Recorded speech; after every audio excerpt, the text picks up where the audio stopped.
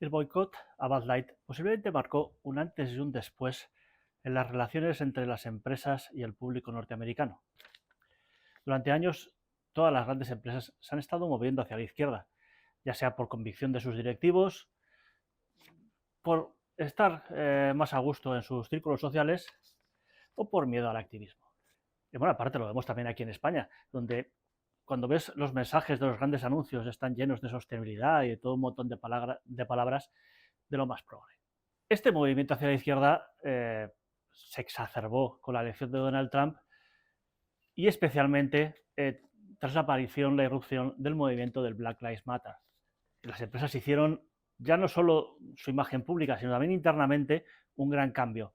Se llenaron de políticas de diversidad, de inclusión y obedecieron todos los mandatos del ESG, esa responsabilidad corporativa que dice que más que por los beneficios hay que preocuparse por el medio ambiente. Una investigación de Bloomberg, por ejemplo, descubrió que dentro de las grandes empresas, durante el año 2021, el año siguiente a la muerte de George Floyd, solo el 6% de los nuevos contratados fueron blancos, algo que, dada la demografía del país, es imposible de hacer sin discriminar.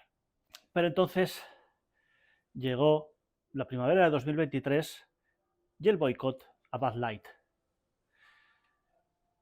Lo que hizo esta empresa de cervezas fue hacer una campaña en la que utilizó a Dilban Mulvaney, que es un actor y activista transexual, transgénero mejor, que se había hecho muy notorio durante esos días con su campaña de los días de Girlhood, días de ser una chica, en el cual básicamente repasaba todos los tópicos de la feminidad habidos y por haber en su propia persona. Y claro, Bud Light era una marca de cerveza que tradicionalmente en su marketing apelaba pues a la masculinidad tradicional, a los hombres pasándoselo bien viendo un partido de fútbol en la tele con los colegas mientras hacen una barbacoa. Ese es un poco el target, digamos. Pero que querían ampliar mercado pese a ser la marca de cerveza más vendida del país.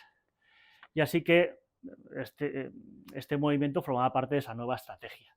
Claro, ¿qué pasa? Que el cliente tradicional se sintió traicionado, especialmente porque mucha parte de esa clientela era muy consciente de los intentos del activismo transexual por dedicarse a hormonar y mutilar a niños y adolescentes menores de edad, que era un tema en el cual en general todo el país estaba en contra, excepto los que son muy activistas y muy especialmente la gente de derechas, los hombres de derechas, que respondían muy bien a ese perfil de cliente mayoritario de Bud Light. De modo que pues hubo un boicot y Bud Light dejó, después de 2 décadas como la marca de cerveza más vendida, dejó ese puesto, perdió más o menos un tercio de todas sus ventas totales y aunque despidieron a su vicepresidenta de marketing y volvieron a cambiar el rumbo a lo que era antes, sus ventas nunca llegaron a recobrarse del todo. Aquello fue un shock porque la verdad es que los boicots rara vez tenían mucho efecto. Sí, lo podían tener en periodos cortos y con un alcance más o menos limitado. Pero un boicot de este tipo, tan brutal, con un efecto tan gordo y que haya sido sostenido en el tiempo, era una cosa inusitada. Y fue un shock también, además, porque de repente se vio que la presión de la derecha política podía tener efectos, que no eran solo los activistas de toda la vida que siempre habían estado a la izquierda, sino que también la derecha podía obtener resultados. Uno podría pensar que después de aquello, pues las empresas tomarían nota, y es cierto que algunas lo hicieron, sobre todo las tecnológicas, después de la elección de Donald Trump, pero se ve que no todas. Y una de las que no ha tomado nota es Cracker Barrel. Y me dirán ustedes, y con toda razón, ¿qué es eso de Cracker Barrel?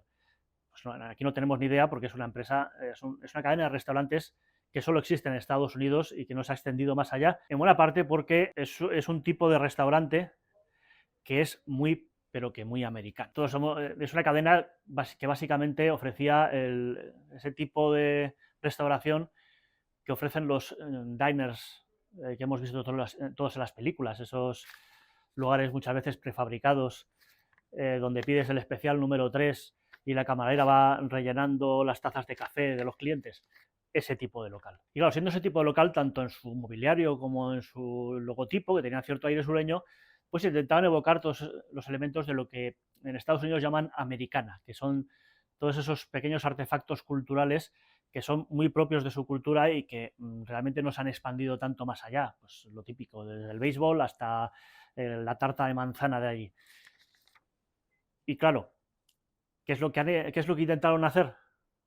Pues un nuevo logotipo en el cual desaparecía el elemento principal y significativo, que es un señor sentado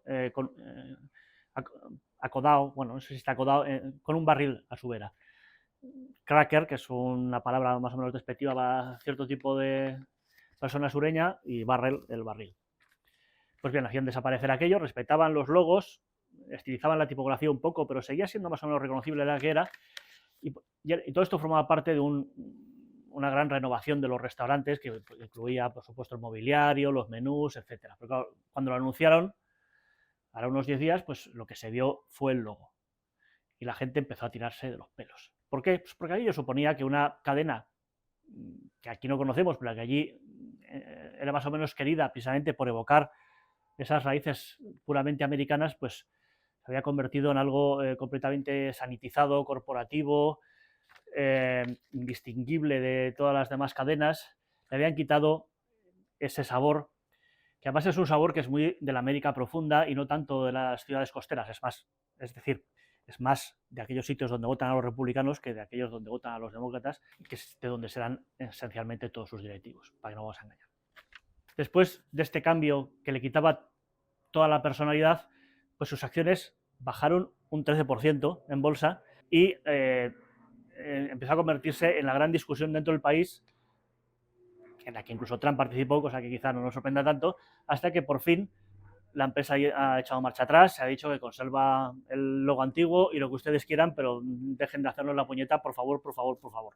Igual ni siquiera esto es suficiente, porque el principal promotor del boicot, que es un activista llamado Robbie Starbuck, que ya ha conseguido que otras grandes empresas como John Deere o Harley Davidson cambien sus políticas internas después de que haya desvelado lo muy progres que son, pues el señor Starbuck ahora lo que quiere es ir más allá y eliminar todas las políticas internas de diversidad y de todas estas zarandajas que la empresa había adoptado desde la llegada de su nuevo CEO, ahora que esa consejera delegada ha quedado muy dañada debido a toda esta polémica.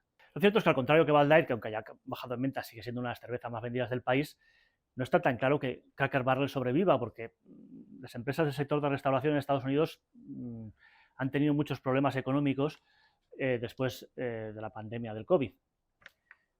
De hecho, muchos analistas pensaban que esto era un poco como el último intento por revitalizar la marca y que quién sabe si no lo conseguían, igual aquello iba a explotar. Pero lo que deja claro esta nueva campaña es que las empresas norteamericanas ya no pueden dejar de lado las opiniones de la mitad de los clientes del país. También deja claro que desde hace ya una década o así ha surgido con fuerza en el país una nueva derecha.